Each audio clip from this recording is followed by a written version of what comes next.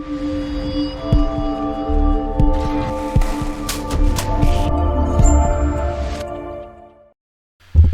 everyone, and welcome back to UE5 BP Guru. Today we're going to be looking at shooting our zombies. So in the last episode we set up that our zombie can attack our player, and today we want to reverse that option. We want to be able to defend ourselves. So the first thing we're going to want to do is go into our blueprints where our third person is, and we're going to create a blueprint interface. So go down to blueprints and find blueprint interface. We'll call this BPI take damage. Now this is going to be primarily used to transfer some variables over into our zombie. So call it take damage, and we want to create a couple of inputs and some outputs. No, we don't. No, we don't. Get rid of that. We want to create some outputs. No, I was right the first time. Inputs. We want one to be bone name, and we can call that a type name. And we also will be needing damage, which will be type float. There we go. Oh. Type float. There we go. And the reason for this is we want to basically call this BPI in both our zombie and our player, and we want to feed this in from our third person character into our zombie. So compile that, and that should be all we need to do in there. The next thing we want to do is open up our third person character, and in here we want to find where we are doing our shooting. Now you'll need to set this up for every weapon, but for today I'm just going to set this up for our rifle. Let's set up for our rifle. And I mentioned this previously, but we want to call this around about here. I mentioned it would be around about this sort of point. Here we go. And I'm going to call this just before we set it up, send out our kind of stuff here. I need to make a little bit of space. It's a bit cramped. Let's move everything over to give ourselves a little bit extra space. Drag that all over. We shouldn't need too much.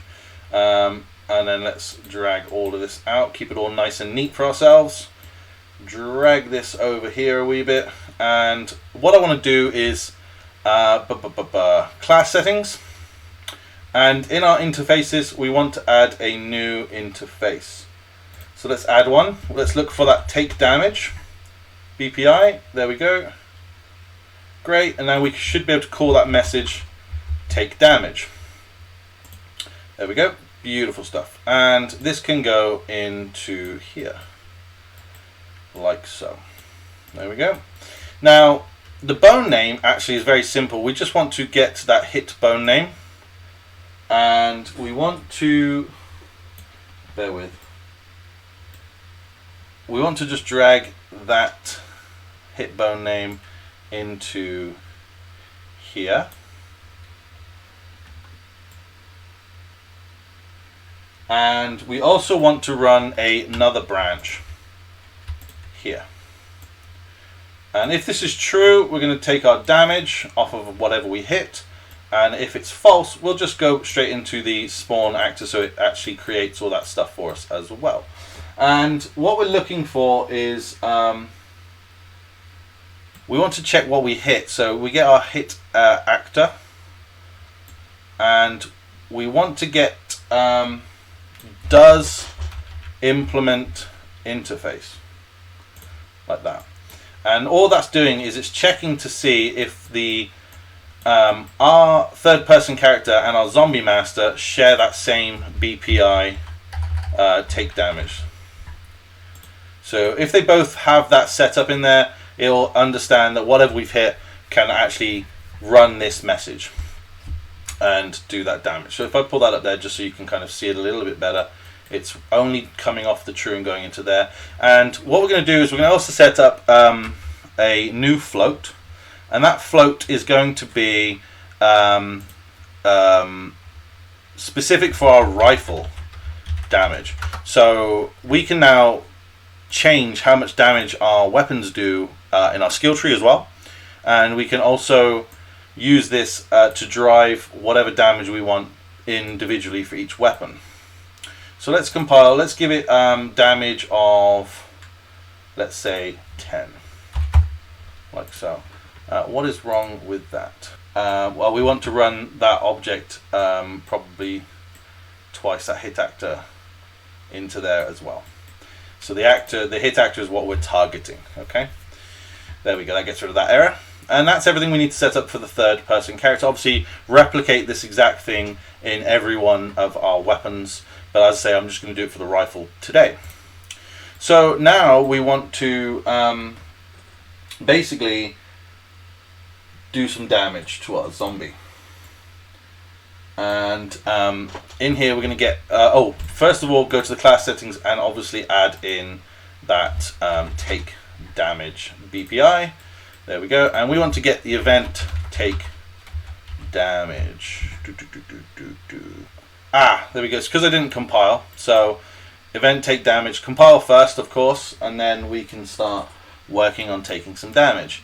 Now, this will all come through our physics asset that it runs through our Quinn. So if you go to the Quinn, it has its own physics asset. So we can look that up. It's there. So if we open this up, you can see it's got these cushy little balloons, if you will. And what we want to do is we want to basically expand those out past the head, so it can actually, if it hits this, it will class that as something. So we've got our spine 5, we've got our head, and we've got some other options we might want to use as well, like leg. We can do some cool stuff with that as well down the line. So if we hit our chest, it'll basically confirm we've hit the chest. If we've hit the head area, it'll confirm we've hit the head, and we can kind of work with that now. So let's go back into a zombie master. Now what we're doing is we want to basically check that we've hit something from that physics actor, and what we do is we go equals, and then what we want to do in here is write head. We need to obviously define these things because there's nothing in there called head, but there will be. And what we want to do is go into this physics manager, click on head. Oh, we've got head in there. There you go. So we can actually copy that. Let's there's never an easy way, is there? Let's just write it out exactly how it is so we don't get any errors. So there's no capital, so let's get rid of the capital. We'll just call it head. And let's hit the branch in there, like so, and that's what it's kind of looking for. Great. That's a good start. Liking it. Great. Now what we also want to do is create a new variable in our zombie master called zombie health, and give that a float variable. And if we're hitting their head, what we want to do is we want to set that to 0, because that means our zombie's dead. And then what we want to do is create a boolean that is named is zombie dead ? Because we're setting it to 0, we can actually just immediately set that. We don't need to do a branch to check if it is 0. We can just say it is dead, and tick that confirmed. Then what we want to do is get our character movement, stop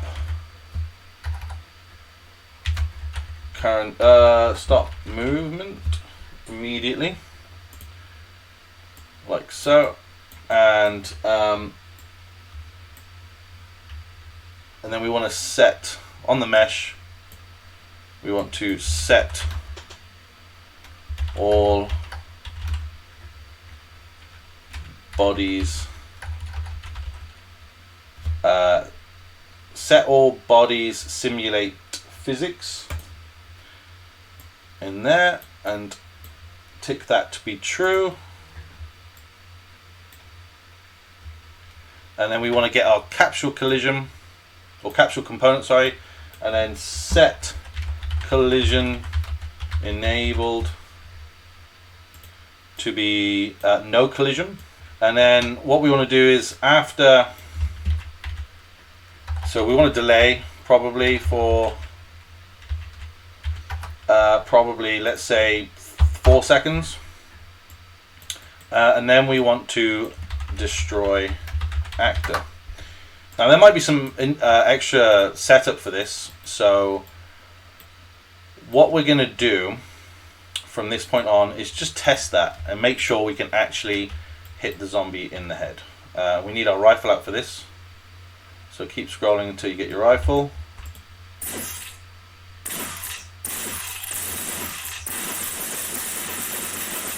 So it's not actually colliding with anything.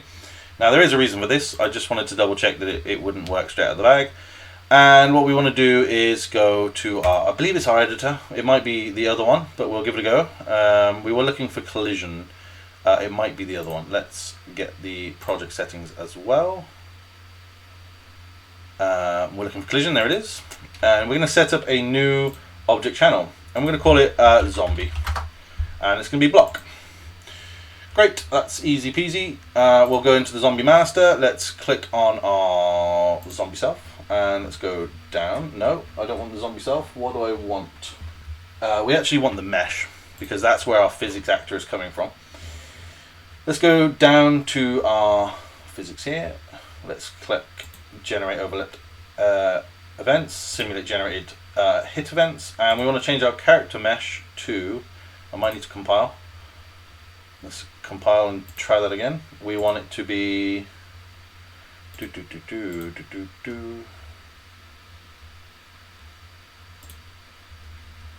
want it to be custom. We want collision enabled query in physics. We want the pawn to be zombie, and we're just going to block everything. There we go.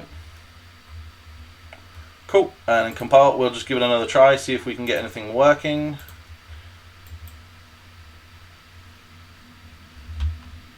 That's very sensitive, that mouse wheel. I need to change that. There he goes, and he's dead. So, and it disappears. So that's the head done. And then all we need to do now is just kind of follow the same process, but in a sense, what we want to do is go into the zombie master. We want, if it's false, we want to be checking for the next one. So let's do branch. And then come off this, and we want to equal. And we want to get that next spine name, which is going to be spine underscore 05. So let's head back into the zombie master. We'll call this spine underscore 05. And we'll plug that in. And then if it's true, we want to basically now set our zombie health. So let's get our zombie health, and we'll set zombie health. And then what we want to do is we want to also get our zombie health minus off that, and then plug that in. And what we're plugging into there is our damage. So this is what I mean by it's all set up ready to do any of your I'm sorry, I'm trying to think. It will use any gun. So as long as that BPI is plugged into every weapon, it will funnel that damage through depending on what weapon we're using, and it will all work in tow. So we need to do a branch now, and what we're checking is our zombie health less or equal to 0. And if it is, we're going to just do exactly the same thing. We're just going to take all that, and we're going to post it in here. And if it's true, we'll kill our zombie. The other thing you might want to do is probably call, get our third-person character, and get our add XP. So this is what I meant by the setup would work in our favor. So just before this delay, plug her in, And what this will do is we can define now how much XP we'll get for killing a zombie. So let's say we want to give 50. We'll give a nice juicy 50 XP. And we can do that on every one of these just to make it all nice and neat. Now we might have to define our third person character in the event begin, or possibly maybe in an event tick or something like that. But we'll sort that out later on. That's not an issue. So now we've got our chest set up, or our spine, but I like to refer to it as our chest. We can I'm going to print a string. No, I'm not going to do that. We'll just test it out, and if the zombie eventually dies, it'll die. Right. So let's go and shoot it in the chest a few times. Oh, it died instantly. I can't remember how much damage. I think it was only 10. Maybe I hit it in the head. Play with the physics bubbles a bit and see how you get on. I didn't. Maybe I should run a print string. I don't know. Yeah, it's. Oh, wow. Add XP. Okay, yeah, because we need to define that third person character not on event overlap. So our zombie health. What is our zombie health set up to? I don't think it's set up to anything. That's probably not helpful, is it? Let's set it to 100 then. So I probably was hitting the chest. I just wasn't defining how much health I wanted to give it. Here we go. Hello, zombie. I need to get my rifle out. Hold on. And it eventually dies. There we go. Amazing. Brilliant stuff. I need to fix my jump animation. I've just realized that. Whoops. So yeah, so that's how you basically deal damage. And you would have to do this for every section of the body. So you'll probably want to do... let's have a look at our physics mannequin. So you'd want to do upper arm and lower arm, but you could do an OR that checks to see if it's hit either of those. Same for the spines, but again, just make sure everything, because these physics actors sit quite tight, you'd probably just want to expand them out a little bit. Yeah, like that, just so they sit outside of the arm a little bit better. You don't want it to be too much, because that way you're going to be, if you miss the shot, you could technically hit it by accident. I've already done the legs, so that's fine. But yeah, you would just do this all the way down. So what I would do is I would, on the next one, so I'm quite happy with the chest, but I might define something a little bit better on like here, maybe. There you go. And then I would do, for this, basically, I would do an OR. An OR boolean. Let's get an OR boolean. There it is. And I would plug two of these into the same one to make it chest, basically. So I would say, did I hit that? Or what was that spine I expanded? Spine -03. And then that would, both of those would then count for your chest. Head is obviously always going to be on its own, but then the next branch I would pull down, and I would do left leg and calf, I think it is. So I would do thigh _ right and calf _ right. And then I would also do left thigh and left calf. And then I would also do like, so you should have 1, 2, 3, 4, 5. You should have 6 hittable options on here, I would say. Replicate all the way down. And then that would be your zombie taking damage, and it would do all the same stuff. You'd fire the same damage in there. I mean, if you wanted to do less for leg, you could do whatever damage is -half or -2 points or something like that, you know, to do less damage when you're hitting legs and arms, for example. I will obviously settle this up off screen, but it is all working. That's how I do damage for zombies or any other AI of that equivalent.